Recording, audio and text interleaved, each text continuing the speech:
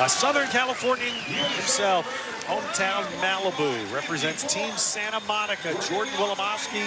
His work ethic and the way he's able to do that, you can see that sprinter in him now coming down home. He's going to be one to watch here as we head to Tokyo. All right, in focus tonight, the COVID-19 pandemic has forced disruptions throughout the sporting world, including the Olympic Games. A frustrating fact for athletes like Jordan Wilimovsky, who realizes there's little he can do besides wait, hope, and of course, swim. From Team Santa Monica, Jordan Wilimovsky.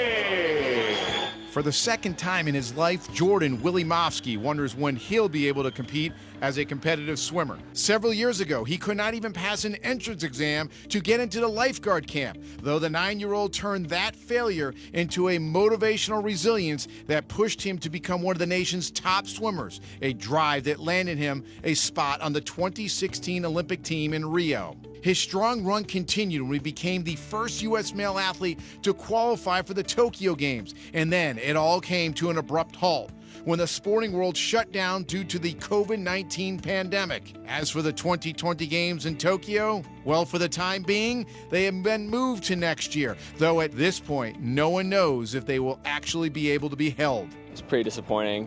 You put in 4 years of work and it kind of all ends right there, but I was happy USA Swimming stepped in and was kind of at the forefront of advocating for postponing for a year. And, you know, at the end of the day, it's not the end of the world. Like the virus itself, uncertainty has become the only reality for all athletes, but they still have to stay fit. And for elite athletes like Wilimovsky, it still means training 6 days a week in a pool, heavy on restrictions and safety protocols.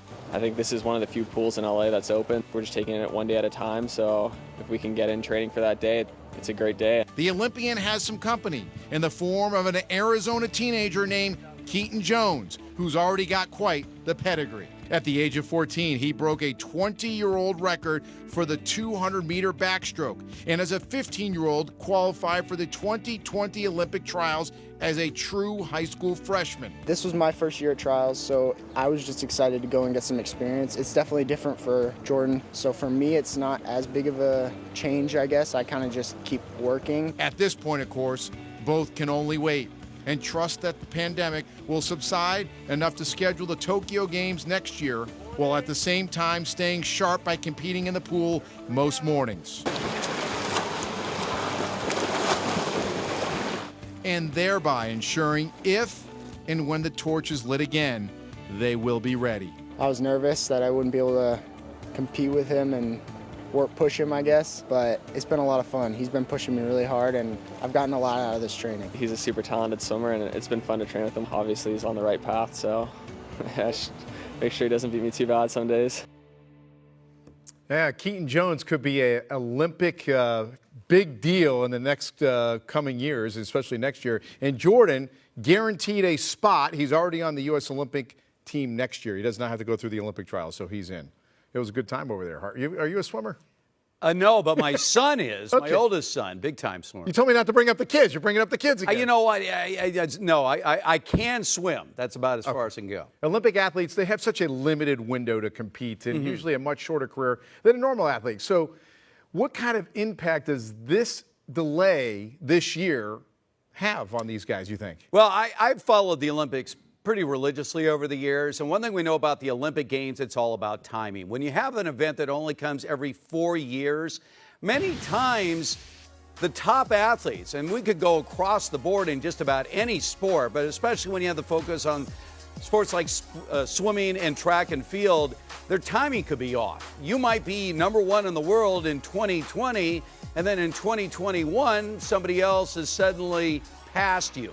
So it really comes down to timing. Plus the fact you mentioned qualifying for the Olympic Games, that's another process that is not true in some of the other countries where they select their best athletes. The United States has always had qualifying to actually get into the games. So hopefully these swimmers will be at their peak a year from now. Hopefully we're going to have those summer games. But we had a boycott in 1980 where we didn't even compete in the summer games. Imagine that. You had to wait 8 years between Olympics. So unfortunately, for a lot of athletes, the Olympics come around in the wrong year. And this is pretty much part of Olympic history, Ping. Right place, right time, if you want to get an Olympic medal. And we were just talking during the break, you know, it really is the right place, right time. And it's timing. So many times. Because you might have one of the top athletes not get on the team, get hurt. It's happened before where they go to the Olympic trials, they get hurt. They might be even #1 in the world in some kind of event. But if you don't qualify for the Olympics, you're going to have to wait 4 more years. Yeah. So hopefully, though, we are going to get these summer games in Tokyo in 2021. You know,